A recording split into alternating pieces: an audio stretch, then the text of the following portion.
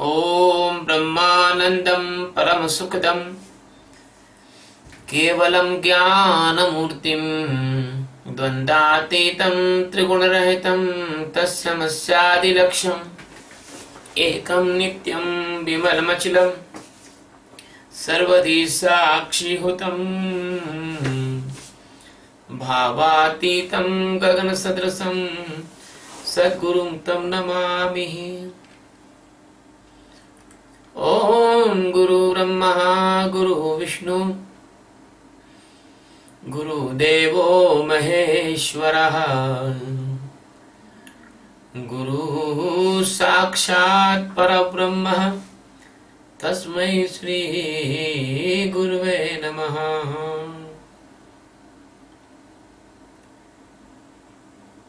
ध्यानमूलं गुरुमूर्ति पूजामूलं गुरुपदं मंत्रमूलं गुरुर्वाक्यं मोक्षमूलं गुरुकृपा।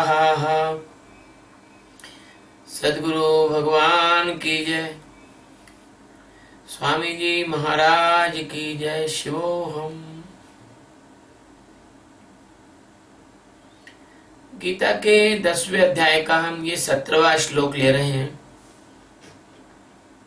इसमें अर्जुन जो है भगवत चिंतन के विषय में पूछ रहा है।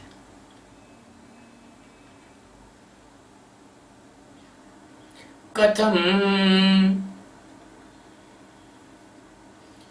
विद्यामहं योगिस्त्वां सदा परिचिन्तयन् केषु केषु च भावेषु चिन्त्योऽसि भगवन्मयः। कथं विद्याम् अहं योगिन् त्वां सदा परिचिन्तयन् केषु केषु च भावेषु चिन्त्यसि भगवन्।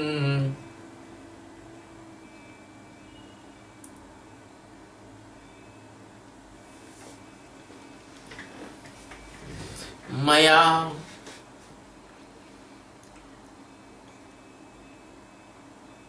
योगिन हे योगेश्वर, अहम यानी मैं, कथम यानी किस प्रकार, सदा यानी निरंतर, परिचिंतन यानी साक्षी होकर,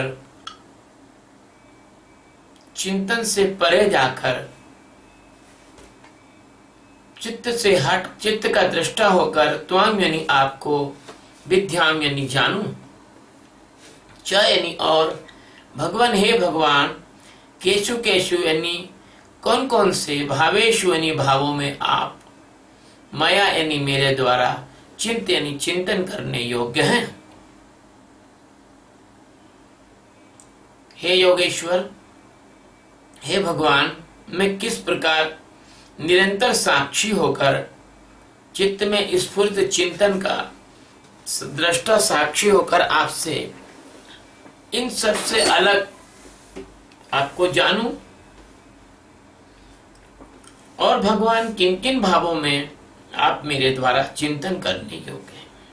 सीधा सीधा अर्जुन का प्रश्न है। भगवान से अर्जुन पूछ रहा है। वो इतना तो जानता ही है कि भगवान सर्वव्याप्त सच्चिदानंद है। वो परमात्मा है जो अनंत आकाश गंगाओं में एक से व्याप्त हैं। और आप तो जानते हैं कि एक एक आकाश गंगा में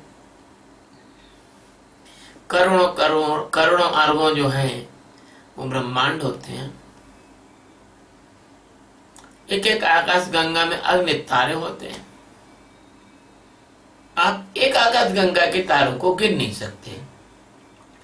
तो ऐसी सैकड़ों हजारों 10,000 20,000 50,000 लाख करोड़ आकाश गंगा है जिनको आप गिन नहीं सकते। अब कोई एक तत्व है जो इन सारी आकाश गंगाओं में व्याप्त है, और एक मनुष्य है जिसकी की हैसियत, जिसकी की मौजूदगी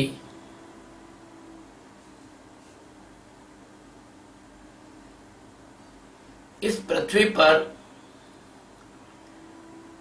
किलो के बराबर है, क्योंकि जब आदमी जन्म लेता है तो वो 2.5 किलो का के आसपास होता है, और जो आदमी मरता है तो उसकी जो राख होती है, उसकी जो हड्डियां होती हैं, उनके वजन को आप तौल के देख लेना, वो भी 2.5 किलो के आसपास होती है। तो एक 2.5 किलो की औकात रखने वाला आदमी ऐसे परमात्मा के बारे में कैसे चिंतन करे जो परमात्मा करोड़ों अरबों आकाश गंगाओं में एक सा व्याप्त है।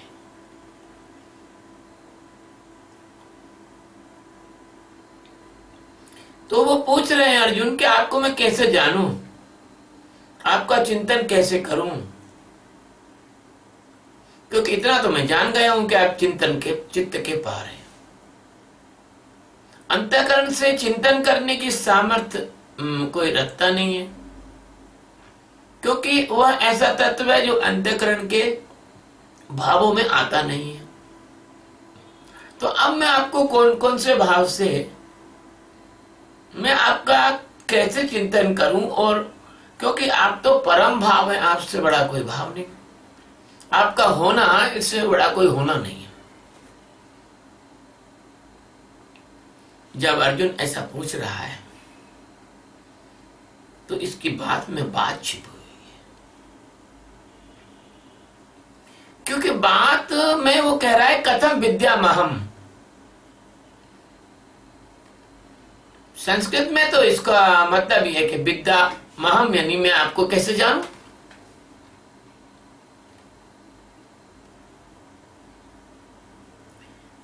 आपको मैं कैसे जानूं, क्योंकि वो तो सामने कृष्ण भगवान खड़े हैं, लेकिन आत्मा तो जान नहीं सकता ना, उनको तो उसको तो हाड़ मांस का शरीर दिख रहा है, और भगवान को वो योगिन यानी योगेश्वर कह रहा है। क्योंकि योगेश्वर जो शब्द है वो ये वाला शब्द नहीं है जो ये जो है हरिद्वार ऋषिकेश में या कहीं पर ये अभी जो है जो एक्सरसाइज करते हैं, सूर्य नमस्कार लगाते हैं, है ना, भस्त्रिका करते हैं, कपालभाति करते हैं, न्योली करते हैं, अग्निसार क्रिया करते हैं, बस्ती करते हैं, षटकर्म करते हैं, ये इसको करने वाला योगेश्वर नहीं है। मैंने आपको शुरू से ही बताया है कि योग का मतलब होता है जोड़, एडिशन। जो परमात्मा से जोड़ दे इसको योग बोलते हैं। ये वाला योग तो आपको परमात्मा से तोड़ रहा है, जोड़ नहीं रहा, क्योंकि ये वाला योग तो आपकी कॉन्सियसनेस पूरी शरीर की ओर डाल रहा है। तो ये योग कैसे हो सकता है? तो भगवान को योगेश्वर अर्जुन इसलिए कह रहा है कि भगवान ही एकमात्र ऐसे व्यक्ति हैं, यहां आप सदगुरु भी ले सकते हैं, भगवान ही एक ऐसे व्यक्ति हैं, एकमात्र ऐसे व्यक्ति हैं जो आपको परमात्मा से जोड़ सकते हैं, सदगुरु। क्योंकि सदगुरु इस शरीर से हटे हुए हैं, तो वो भी आपको इस शरीर से कैसे हटना चाहिए ये सिखा सकते हैं। इसलिए भगवान को योगेश्वर कहा है। अब वो कहते हैं कि त्वाम यानी आपको, भगवान आप योगेश्वर हैं, आपको मैं सदा परिचिंतन, ये जो परि शब्द आया है, ये परि बहुत महत्वपूर्ण है। परि जो है किसी शब्द में अति विशिष्टता लाने के लिए परि का प्रयोग किया जाता है। चूंकि वो मैं जानता हूं भगवान इतने सारे श्लोक आपने, इतने सारे वचन मुझसे कहे, तो मुझे पता लग गया है कि आप चिंतन करने से परे हैं, क्योंकि चिंतन करना तो चित्त का धर्म है। इसलिए मैं अब उस चिंतन के ऊपर की कोई चीज हो वो मैं कैसे करूं, इसके बारे में आप मुझे बताना। और अर्जुन कहता है केशु केशु, केशु केशु यानी किन किन वो कौन कौन से भाव हैं जो भाव होकर भी अभाव की ओर ले जाते हैं? भाव तो है, जैसे क्लोरीन की गोली, क्लोरीन की गोली में क्लोरीन होती है, आप पानी में डाल दीजिए उसको, तो क्लोरीन निकल के पानी को तो शुद्ध कर देगी, पानी की अशुद्धियां तली में बैठ जाएंगी, लेकिन क्लोरीन गायब हो जाएगी। इसको हम लोग कतक रेणु कहते हैं संस्कृत में। ये कतक रेणु करके जड़ी होती है, वो पानी को तो साफ कर देती है, स्वयं गायब हो जाती है। ये आयुर्वेदिक जड़ी है। तो अर्जुन कह रहा है कि वो कौन से केशु केशु, वो कौन कौन से भाव हैं जो भाव होकर भी भाव नहीं होते, भाव होकर भी अभाव है, और वो उनके कारण आप मिलते हैं, आपकी प्राप्ति होती है, आपका दर्शन होता है, आत्मज्ञान होता है। और भगवान मुझे आप एक बात बताइए कि चूंकि आप चित्त के चिंतन रूपी कार्य से परे हैं, तो फिर आपको कैसे जाना जाए, चिंतन कैसे किया जाए, आपके बारे में कैसे कैसे आपकी क्या इमेज बनाई जाए, आपको कैसे देखा जाए, कैसे जाना जाए। देखो ये प्रश्न केवल अर्जुन का नहीं, ये प्रश्न तो उस हर जिज्ञासु का है जो परमात्मा के मार्ग में आगे चलने के लिए कटिबद्ध है। इसलिए अर्जुन जो पूछ रहा है कि आप बताएं मुझे कि मैं आपको किस प्रकार से जानूं। अब ये तो बात सही है कि भगवान का क्या आवाहन किया जाए, वो तो सब जगह पहले से ही मौजूद है। जो पंडित लोग कहते हैं आवाहन, और फिर आखिरी में बचने के लिए कहते हैं आवाहनम न जानामि विसर्जनम, और पहले कहते हैं आगच्छ आगच्छ परमेश्वरा।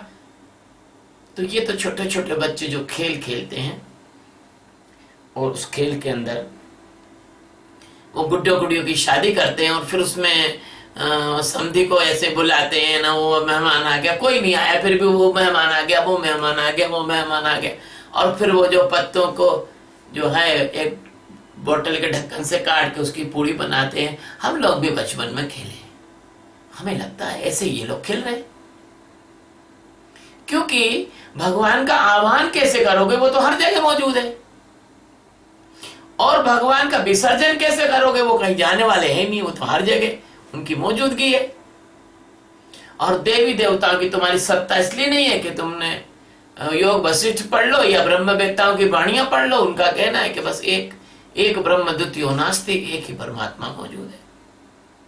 तो अर्जुन उनका जो ये प्रश्न है वो हर उच्च कोटि के जिज्ञासु का प्रश्न है। वो अपने सदगुरु से पूछता है फिर क्या करूं।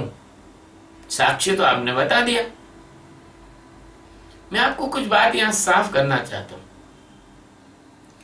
आप साक्षी करते हैं, चूंकि साक्ष्य से आपके मन की मौत होने वाली है, इसलिए मन आपको उबाल लाता है।